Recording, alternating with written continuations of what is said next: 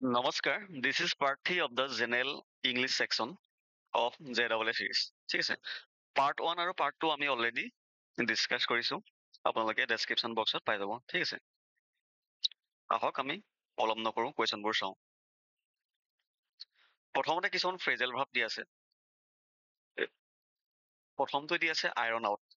Iron out মানে হৈছে two resolve problems অৰ difficulties, অৰ্থাৎ যিকোনো এটা প্ৰব্লেম বা ডিফিকাল্টিজ আমি ছল্ভ কৰা। ঠিক আছে, example, before signing the final agreement, both companies meet to iron out the remaining differences in the contract. অৰ্থাৎ ফাইনেল এগ্ৰিমেণ্টখন চাইন কৰাৰ আগতে দুইটা কোম্পানীয়ে যিবোৰ ডিফাৰেঞ্চেছ আছে সেইবোৰ আইৰন আউট কৰিব চালে। ঠিক আছে, অৰ্থাৎ ৰিজল্ভ কৰিব চাইছে। ছেকেণ্ডটো দি আছে ব্ৰাছ এছাইড। ব্ৰাছ এছাইড মানে হৈছে টু ডিছমিছ অৰ ইগনোৰ চামথিং, স্পেচিয়েলি এ কনচাৰ্ণ আইডিয়া অৰ ক্ৰিটিচিজম এজ আনইম্পৰ্টেণ্ট অৰ ইৰিভেলেণ্ট। অৰ্থাৎ কিবা এটা ইগনোৰ কৰা। ঠিক আছে, আইডিয়া বা কনচাৰ্ণ ইগনোৰ কৰা বা ক্ৰিটিচিজিম, স্পেচিয়েলি ক্ৰিটিচিজিম ইগনোৰ কৰা। ঠিক আছে, যিটো আনইম্পৰ্টেণ্ট বা ইৰেগুলেণ্ট হয়। Example, he brush aside all the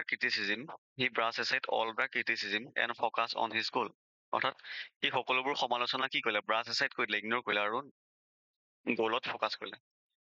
we should also' কি brush aside all the criticism and focus on our goal. আমিও নিজৰ লক্ষ্যত ফ'কাছ কৰা উচিত। ঠিক আছে, ছেকেণ্ড এটা এক্সাম্পল দি আছে, the manager brush aside the employees' complaints, saying they are not serious. অৰ্থাৎ মেনেজাৰে কি কৰিলে, ব্ৰাছ এছাইড কৰিলে এমপ্লয়িজ কমপ্লেইনছ বিলাক, যে এইবোৰ চিৰিয়াছ নহয়। ঠিক আছে, থাৰ্ডটো দি আছে বেক ডাউন। বেক ডাউন মানে হৈছে to withdraw from a stance or position. অৰ্থাৎ কিবা এটা পজিশ্যনৰ পৰা আপুনি উইথড্ৰ কৰা। ঠিক আছে, he finally back down after realizing he did not have enough evidence to support his argument. অৰ্থাৎ সি ফাইনেলি উইথড্ৰ কৰি দিলে, বেক ডাউন কৰি দিলে, তেওঁৰ হাতত এনাফ এভিডেন্স নাই কাৰণে। ঠিক আছে,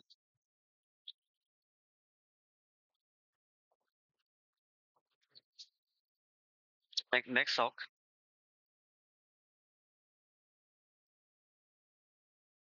কল অফ। কল অফ মানে হৈছে to cancel. The meeting was call off due to bad weather. Bad ৱেডাৰৰ কাৰণে মিটিংখন কি কৰিলে, কল অফ কৰা হ'ল। ঠিক আছে, কেনচেল কৰা হ'ল। Come up with. Come up with মানে to produce or suggest an idea. আপুনি এটা আইডিয়া দিয়া। ঠিক আছে, আইডিয়া ছাজেষ্ট কৰা, কাম আপ উইথ। এক্সাম্পল দি আছে চাওক, she came up with a brilliant plan for the project. প্ৰজেক্টটোৰ কাৰণে তাই এটা আইডিয়া, ব্ৰিলিয়েণ্ট আইডিয়া লৈ আহিলে। ঠিক আছে, মেপ আউট মানে হৈছে টু প্লেন ইন ডিটেইলছ। ডিটেইলছত প্লেন কৰা। ঠিক আছে, প্লেনিং কৰা, সেইটো হৈছে map out. The team map, the team meet to map out a strategy for the upcoming project. ঠিক আছে, নেক্সট চাওক কেৰি আউট। কেৰি আউট মানে to perform or conduct. Perform কৰা, কিবা এটা কণ্ডাক্ট কৰা। ঠিক আছে, the scientist carried out an important experiment. Look into মানে সকলোৱে জানে ইনভেষ্টিগেট কৰা, two investigate. The police are looking into the case. Bring up. Bring up মানে আপোনালোকে জানে নিশ্চয়, to mention, to raise a topic. কিবা এটা টপিক মেনশ্যন কৰা, ৰেইজ কৰা, সেইটো হৈছে bring up. She brought up an important issue during the meeting. মিটিংখনত তেওঁ এটা ইম্পৰ্টেণ্ট ইছ্যু কি কৰিলে, দাঙি ধৰিলে। Take off. টেক অফৰ দুটা মিনিং হয় একচুৱেলি। টেক অফ মানে এটা আছে টু ৰিমুভ, বা আৰু এটা আছে to become successful or airborne. Example দি আছে, the plane took off at 6 PM। প্লেনখনে টেক অফ কৰিলে। ঠিক আছে, মানে পাষ্ট টেন্সত দি আছে, টুক অফ কৰিলে। ঠিক আছে, 6 PM। নেক্সট এটা এক্সাম্পল দি আছে, her career really took off after the promotion. প্ৰমোশ্যনটো পোৱাৰ পিছত তাৰ কেৰিয়াৰ কি হ'ল, ছাকচেছফুল হৈ গ'ল। Really took off after the promotion. Okay, next চাওক। নেক্সট কিছুমান ইডিয়মছ দি আছে, walk on eagles eggshells. Walk on eggshells, idea কৰিলে আপোনালোকে গম পাব। ইগচেলছ কণী, ইগচেলছ মানে কি, কণীৰ যিটো চেলছ হয়। ঠিক আছে, এইটো সহজে ভাঙি যায় নে নাযায়, তাত খোজকাঢ়িলে কেনেকে খোজকাঢ়িব লাগিব, খুব সাৱধানে, তাৰ পৰা ৰিলেট কৰিব পাৰে। to act very carefully around someone or something. অৰ্থাৎ বহুত সাৱধানে বা কেয়াৰফুলি বা কচনলি, ঠিক আছে, সাৱধানে এক্ট কৰিব লাগিব। যিকোনো এটা খোজ দিওঁতে, যিকোনো এটা কাম কৰোঁতে সাৱধানে এক্ট কৰিব লাগিব, ঠিক আছে। এক্সাম্পল দি আছে, the teacher was so' strict that the students felt like they had to walk on eggshells in her class. অৰ্থাৎ শিক্ষকজন ইমানেই ষ্ট্ৰিক্ট, ষ্টুডেণ্টে এনেকুৱা ফিল কৰে যে সিহঁতে কেনেকে ক্লাছটোত থাকিব লাগিব, they had to walk on eggshells, অৰ্থাৎ খুব কেয়াৰফুল থাকিব লাগিব, ঠিক আছে। নেক্সট দি আছে চাওক, elephant in the room. Elephant in the room মানে হৈছে a major issue that everyone is aware of, but no one wants to discuss. এটা মেজৰ ইছ্যু সকলোৱে জানে, সকলোৱে অৱগত, ঠিক আছে, কিন্তু কোনেও ডিছকাছ কৰিব নিবিচাৰে। তেনে এটা এক্সাম্পল চাওক, the budget deficit was the elephant in the room at the meeting. অৰ্থাৎ বাজেট ডেফিচিটৰ বিষয়ে সকলোৱে জানে কিন্তু ডিছকাছ কৰিব নিবিচাৰে, ঠিক আছে, সেইটো like elephant in the room. Next হৈছে move the goal post. Move the goal post মানে to unfairly change the rules during a process. অৰ্থাৎ গ'ল পোষ্টটো সকলোৱে জানে ন, গ'ল পোষ্টত গ'ল দিব লওঁতে বলটো বেকা হৈ আহিলে এজনে গৈ গ'ল পোষ্টটোৱে দাঙি বলটো চাইডে লৈ গ'ল, সেনেকে ৰিলেট কৰিব পাৰে, মানে কি ইলিগেল কৰিছে ন। To unfairly change the rules during a process, অৰ্থাৎ যিকোনো এটা প্ৰচেছত আনফেয়াৰলি, অনৈতিকভাৱে কি কৰিছে, চেঞ্জ কৰিছে ৰুলটো, ঠিক আছে। Example, I completed all the tasks my manager asked for, but then she added more requirements at the last minutes. She keeps moving the goalpost. অৰ্থাৎ মেনেজাৰে যিবোৰ দিছিলে সকলো টাস্ক কমপ্লিট কৰাৰ পিছতো তেওঁ লাষ্ট টাইমত কি কৰে আৰু মোৰ ৰিকুইৰমেণ্ট কিছুমান এড কৰি দিয়ে, ঠিক আছে। অৰ্থাৎ she keeps moving the goalpost, তেওঁ কি ৰুল চেঞ্জ কৰি আছে, অ'কে, আনফেয়াৰলি ৰুল চেঞ্জ কৰি আছে, অ'কে। নেক্সট চাওক,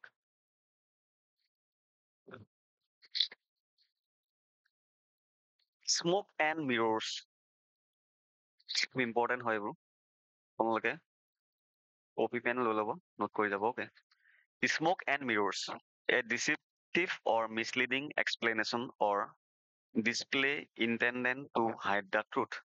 অৰ্থাৎ এটা কি ধোকাদাৰী, ডিচিপটিভ or misleading explanation, ঠিক আছে, or display intended to hide the truth, অৰ্থাৎ সত্যটো কি কৰা, সত্যটো ঢাকি ৰাখিবলৈ চেষ্টা কৰা, সেইটো হৈছে স্মক এণ্ড মিৰৰ্ছ। যিটো ট্ৰুথ হয় সেইটো হাইড কৰিব চেষ্টা কৰা, ঠিক আছে। Example, the politician's promise turned out to be nothing but smoke and mirrors. There was no real plan behind it. অৰ্থাৎ পলিটিচিয়ানৰ প্ৰমিছবিলাক কেনেকুৱা হয়, turned out to be nothing, লাষ্টত গৈ একোৱে নহ'লগৈ, but smoke and mirrors. There were no real plan behind it. ঠিক আছে, অৰ্থাৎ তেওঁলোকে কি ক'লে, ডিচিপটিভ এক্সপ্লেনেশ্যন দিলে, পিছত একো নকৰিলে, okay. Through under the bus, অৰ্থাৎ কাৰোবাক কি কৰা, through under the bus, to betray or sacrifice someone for personal gain, অৰ্থাৎ নিজৰ পাৰ্চনেল লাভৰ বাবে কাৰোবাক কি কৰা, চেক্ৰিফাইচ কৰা বা কাৰোবাক ধোকা দিয়া, ঠিক আছে। When the project failed, he threw his teammate under the bus to avoid getting blamed.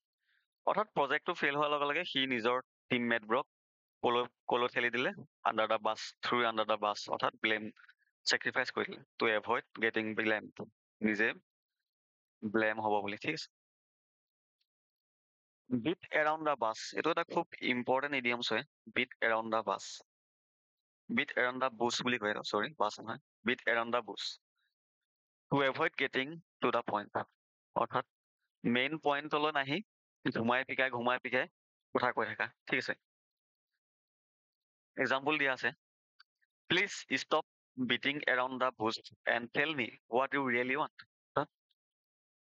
ঘূৰাই পিকাই কৈ থাকিব নালাগে, একচুৱেলি তুমি কি বিচাৰিছা সেইটো কোৱা, ঠিক আছে।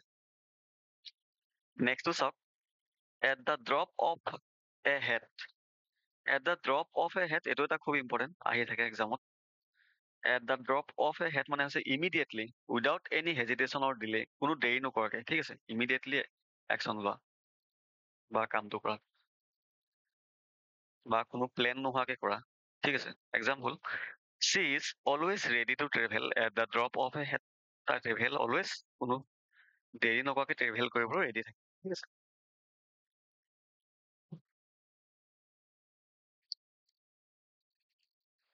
নেক্সট চাওক, বাইট দা বুলেট।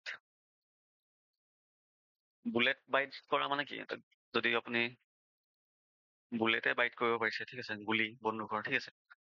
গতিকে মানে কি, টু এনডিঅ'ৰ এ পেইনফুল চিটুৱেশ্যন ব্ৰেভলি, আপুনি এটা পেইনফুল চিটুৱেশ্যন বহুত সাহসেৰে এনডিঅ' কৰিব পাৰিছে, ঠিক আছে, সন্মুখীন কৰিব পাৰিছে, সহ্য কৰিব পাৰিছে, ঠিক আছে। Example, she decided to bite the bullet and face the interview, even though even though she was nervous. অৰ্থাৎ তাই নাৰ্ভাছ হোৱা স্বত্তেও ইণ্টাৰভিউটো ফেচ কৰিছে, অৰ্থাৎ বাইট দ্য বুলেট, ঠিক আছে। Hit the nail on the head মানে to describe exactly what is causing a চিটুৱেশ্যনৰ প্ৰব্লেম, অৰ্থাৎ একদম এক্সেক্টলি ডেছক্ৰাইব কৰা যিটো কাৰণ, প্ৰব্লেমৰ কাৰণটো একদম এক্সেক্টলি ডেছক্ৰাইব কৰা, ঠিক আছে। Hit the nail on the head. Example, he hit the nail on the head by saying the project failed due to poor planning. Exactly describe কৰিলে যে প্ৰজেক্টটো কি কাৰণে ফেইল হ'ল, প'ৰ প্লেনিঙৰ কাৰণে ফেইল হ'ল, ঠিক আছে। Burn the midnight oil. Burn the midnight oil মানে হৈছে to work late in two the night. আপুনি এক্সামৰ প্ৰিপেৰেশ্যন কৰি আছে, ৰাতিলৈকে পঢ়ি আছে, হয় নে নাই, মানে আপুনি কি কৰি আছে, burn the midnight oil কৰি আছে, ঠিক আছে। ৰাতিলৈকে তেল কি কৰি আছে, বাৰ্ণ কৰি আছে, তেনেকে মনত ৰাখিব পাৰে, মানে লেট নাইট ৱৰ্ক কৰা, okay. Let the cat out of the bag, অৰ্থাৎ বেগৰ পৰা কেটটো কি কৰা, আউট কৰি দিয়া, মানে তেনেকে ৰিলেট কৰিব পাৰে। টু ৰিভিল এ চিক্ৰেট আনইনটেনচনলি, ইনটেনচন নোহোৱাকে বা আপুনি অনিচ্ছা স্বত্তেও এটা আপোনাৰ মুখেদি কি চিক্ৰেটটো ওলাই যোৱা, ঠিক আছে। কাৰোবাক আপুনি ছাৰপ্ৰাইজ দিম বুলি কিবা এটা আনি থৈছিলে, কিন্তু কৈ পালে, তেনেকে মই ৰাখিব পাৰে, late the cat out of the bag, okay.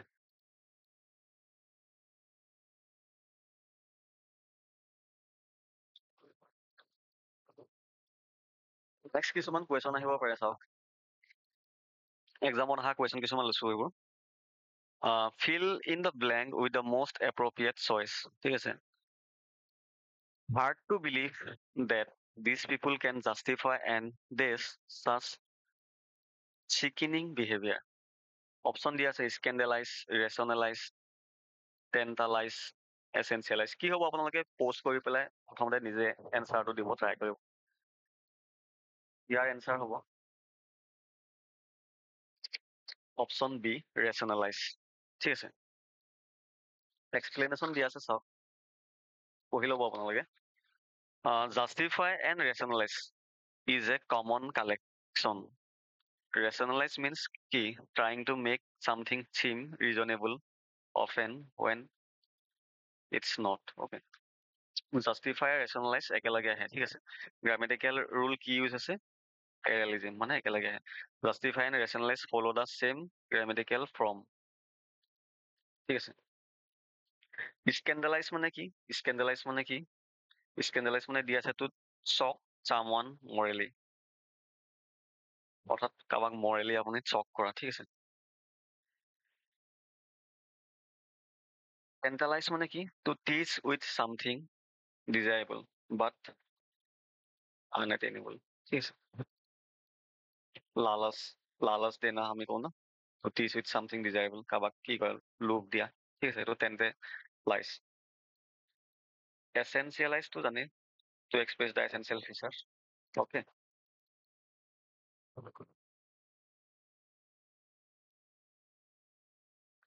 নেক্সটটো চাওক, choose the word that is opposite in the meaning গিভেনত।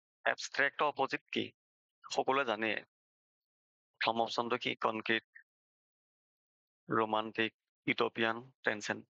এইটো এক্সামত অহাৰ কাৰণে মই লৈছো এবষ্ট্ৰেক্ট এণ্ড কনক্ৰিট। আপোনালোক সকলোৱে জানে, ঠিক আছে। এবষ্ট্ৰেক্ট মানে কি? যিটো দেখা পোৱা নাযায়, ঠিক আছে। কনক্ৰিট মানে কি? যিটো আমি দেখা পোৱা যায়, যিটো ফিজিকেল হয়, সেইটো কনক্ৰিট।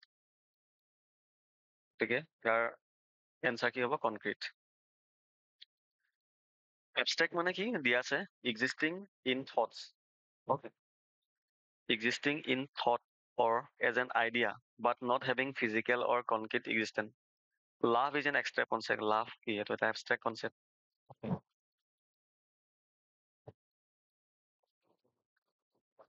আৰু concrete মানে কি?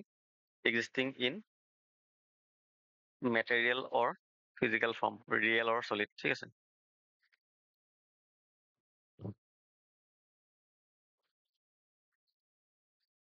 ইউটোপিয়ান মানে কি?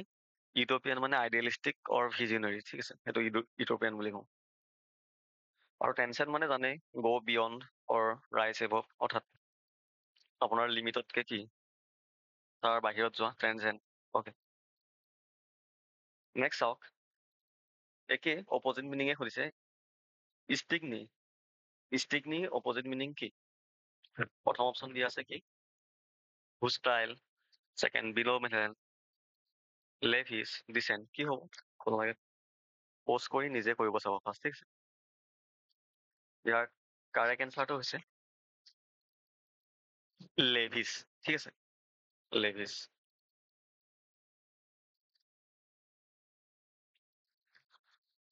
ষ্টিগনি মানে কি? ষ্টিগনি নহয়, ষ্টিনজি মানে হৈছে not generous or reluctant to spend money, ঠিক আছে। অৰ্থাৎ পইচা খৰচ কৰিব নিবিচৰা, ঠিক আছে। মিতব্যয়ী বুলিও ক'ব নোৱাৰি, কিপন বুলি ক'ব পাৰি, ঠিক আছে। নট জেনেৰাছ ন।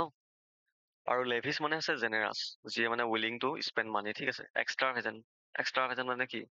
জোখতকে বেছি খৰচ কৰে, লেভিছ। ভেৰি জেনেৰাছ অৰ লাক্সাৰিয়াছ, ঠিক আছে। হোষ্টাইল জানেই, হোষ্টাইল বহুত হুলস্থুল, বিনভেলেণ্ট, দয়ালু, ঠিক আছে। Ascent, decent.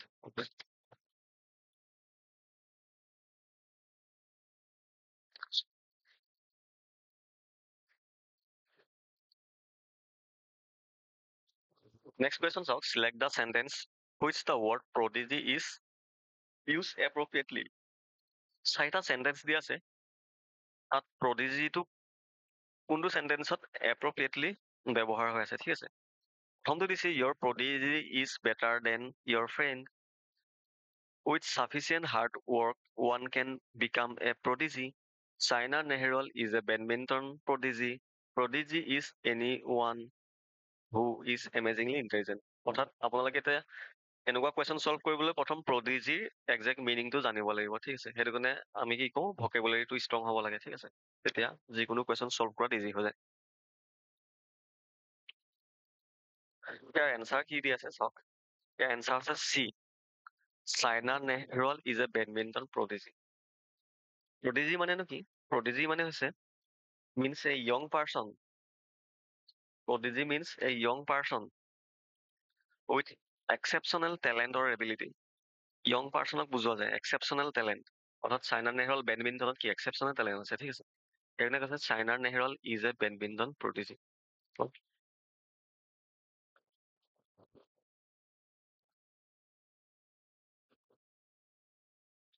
নেক্সট কুৱেশ্যন দি আছে চাওক, from the given options identify the sentence which is in the positive degree. চাৰিটা চেণ্টেন্সৰ ভিতৰত কোনটো পজিটিভ ডিগ্ৰীত আছে? এনেকুৱা গ্ৰামেটিকেল কিছুমান কুৱেশ্যনো আহে। প্ৰথমটো দি আছে his brother is an intelligent boy. I have a greater idea in this regard. They are playing hockey with longer sticks. She is the most beautiful girl in the class. কি হ'ব ইয়াৰ answer?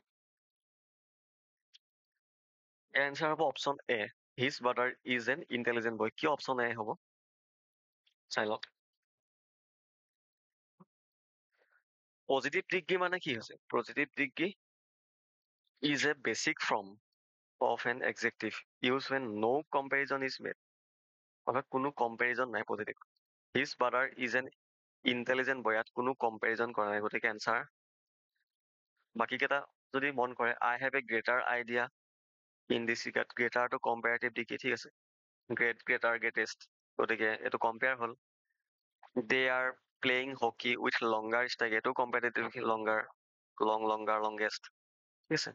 C is the most beautiful girl in the class, এইটো competitive হৈ আছে হয় নাই, beautiful, more beautiful, most beautiful, superlative degree হৈ আছে, ঠিক আছে। গতিকে পজিটিভ ডিগ্ৰী কোনটো? অপশ্যন এ।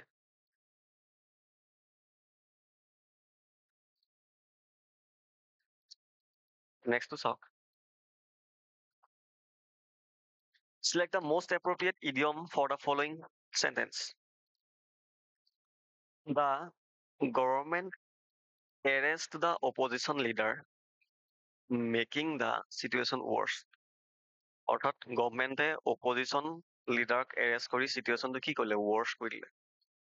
কোনটো অপশ্যন হ'ব ইয়াত? ইডিয়ম কোনটো কাৰেক্ট হ'ব এই মিনিংটোৰ লগত? প্ৰথমটো আছে to cast pearls before swine, to be on the last leg, to add fuel to the fire, to bite the dust. ইয়াৰ অপশ্যন কি হ'ব? Option C, to add fuel on the fire, অৰ্থাৎ এনেই জুই জ্বলি আছে তাত আকৌ ফুৱেল এড কৰিছে, ঠিক আছে, জ্বলা জুইত ঘিউ ঢালা বুলি কওঁ। চিটুৱেশ্যনটো মানে কি আৰু বেয়া লৈ যোৱা, ঠিক আছে। গতিকে option C is the correct answer. Add fuel on the fire মানে কি? To worsen an already bad situation আৰু ৱৰ্চেন কৰা, ঠিক আছে। To cast pearls before swine, to cast pearls before swine মানে কি?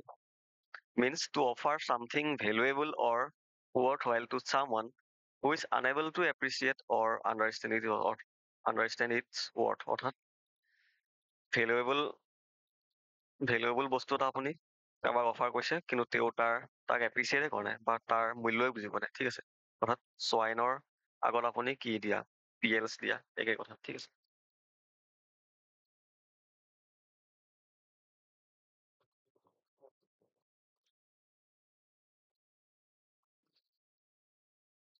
Two be on the last leg, ইয়াৰ মিনিংটো হৈছে একদম মানে অন্তিম পৰ্যায়, শেষৰ পৰ্যায়ত আৰু, ঠিক আছে।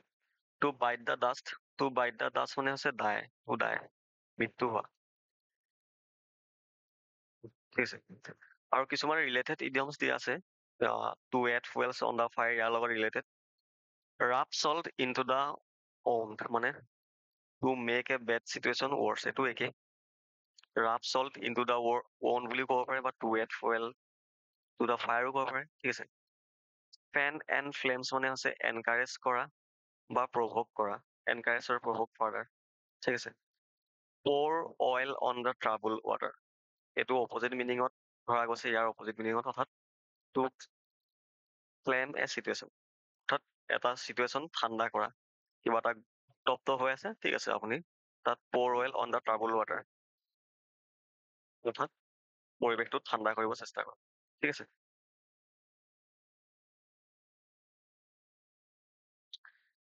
নেক্সট এটা হোমৱৰ্ক জাম্বুল ৱৰ্ড, অৰ্থাৎ 4টা চেণ্টেঞ্চ দি আছে, আপোনালোকে 4টা এৰেঞ্জ কৰিব লাগে, কোনটো আগত আহিব এইটো আপোনালোকে কমেণ্ট কৰিবচোন, এইটো আপোনালোকৰ কাৰণে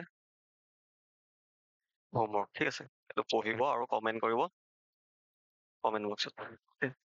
আজি ইমানেই ভিডিঅ'টোত, থেংক ইউ। আপোনালোকে ভিডিঅ'টো ভাল লাগিলে লাইক কৰিব, আমাৰ চেনেলটো ছাবস্ক্ৰাইব কৰিব।